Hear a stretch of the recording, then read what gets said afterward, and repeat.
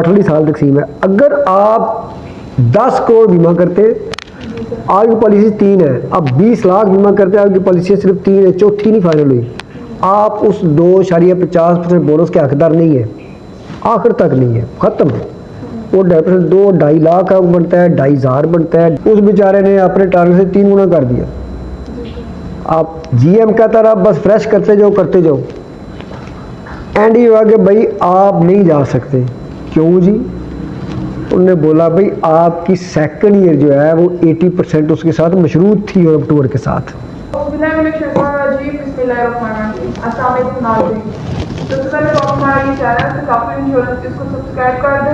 और घंटी का बटन भी दबा दें ताकि हमारी वीडियोस आप पर वक्त देख सकें। मैं हूं अनीना सदर और मेरे साथ मौजूद है मोटिवेशनल स्पीकर महर जफर इकबाल जफर साहब। अस्सलाम वालेकुम सर, आप कैसे हैं? वालेकुम सलाम, ठीक हूँ सर। मेरा आपसे बहुत अहम सवाल है कि इंश्योरेंस या तकाफुल के वर्कर्स को किस बात का खास ख्याल रखना चाहिए? औज़ुबिल्लाहि मिनश्शैतानिर्रजीम, बिस्मिल्लाहिर्रहमानिर्रहीम। अस्सलाम वालेकुम नाज़रीन। बड़ा ही दर्दनाक सवाल है और बड़ा अहम सवाल है कि किन बातों का ख्याल रखना चाहिए। हम लोग इंश्योरेंस का काम करते हैं, लेकिन कुछ हम में ऐसे बदनसीब लोग होते हैं जिनमें अब मैं भी शामिल हो चुका हूँ, और मैं कहता हूँ जो मेरे साथ हुआ किसी और के साथ ना हो,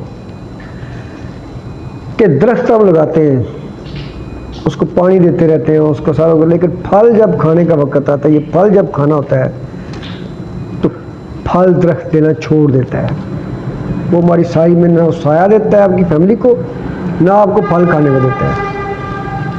ख्याल किसी, अभी मैंने क्या है, कागज़ पेंसिल पकड़ ले, कोई वर्कर आप भी हैं तो कोई भी है, अभी देखें कि सबसे पहली चीज़ मेडिकल के लिए आपके टारगेट्स पूरे होने चाहिए। जी सर। उसके बाद बोनसेस के लिए आपके टारगेट पूरे होने चाहिए। जी सर।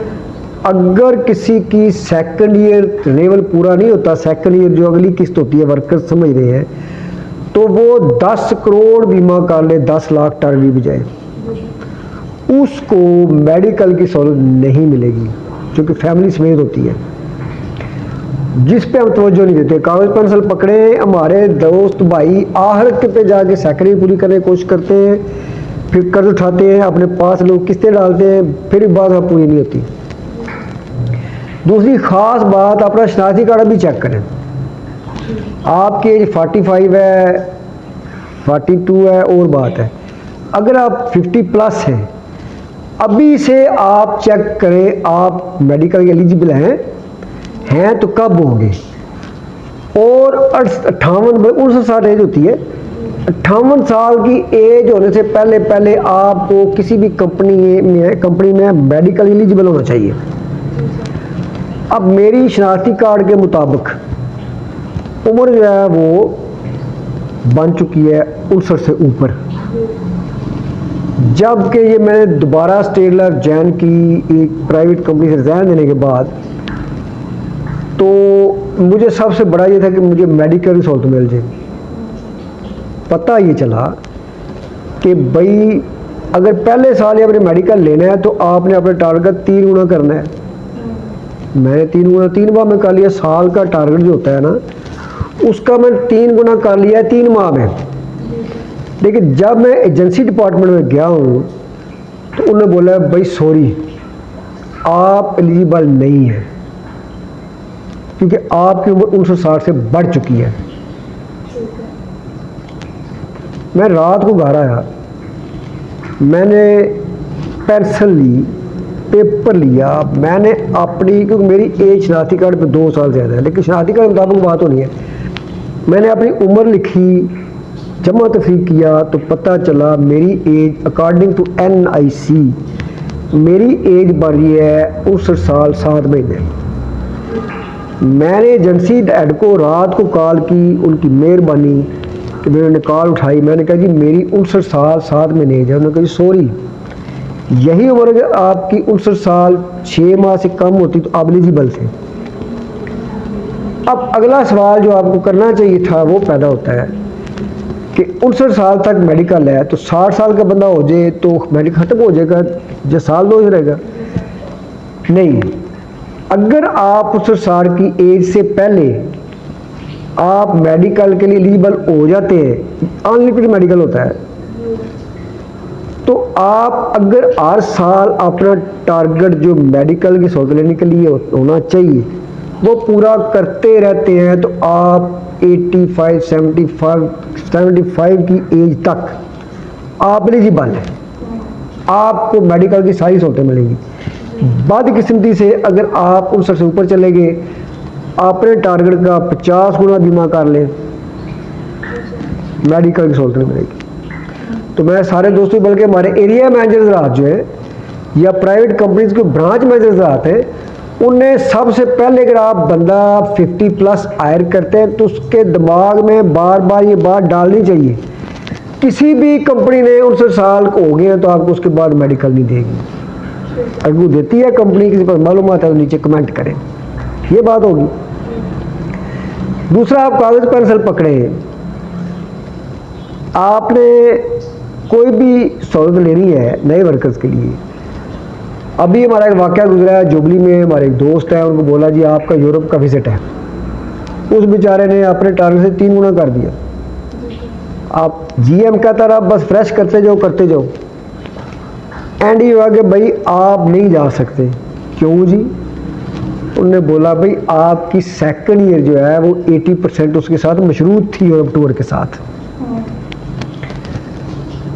लेकिन उन साहब की सेकंड ईयर 0 थी। मैंने पूछा भाई आपने क्यों जुल्म किया? उन्होंने बोला जी मेरे सीनियर ने बोला था फ्रेश करते जाए, बाकी खैर है। गलती सीनियर की बनती है, एक ब्लफ कर रहा था उसको,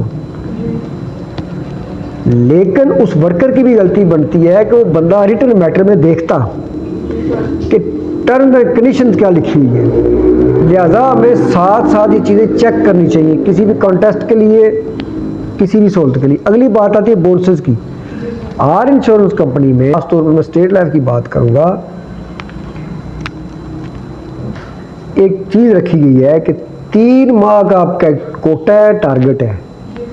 4 लाइफ इंश्योरेंस लोगों की बेचनी है, लोगों को 4 पॉलिसियाँ, बेशक 1 करोड़ भी कर ले, लेकिन 4 बंदों की इंश्योरेंस करनी लाजमी है, क्योंकि स्टेट लाइफ आपको कमीशन 10% को अपने पास रखती है वर्कर का, तो 2.5% 2.5% वो 3 माह के बाद इकट्ठा बोनस देगी क्वार्टर का, क्वार्टरली साल तकसीम है। अगर आप 10 करोड़ बीमा करते हैं, आपकी पॉलिसी 3 है, अब 20 लाख बीमा करते हैं, आपकी पॉलिसी सिर्फ 3 है, चौथी नहीं फाइनल हुई, आप उस 2.50% बोनस के हकदार नहीं है, आखिर तक नहीं है, ख़त्म।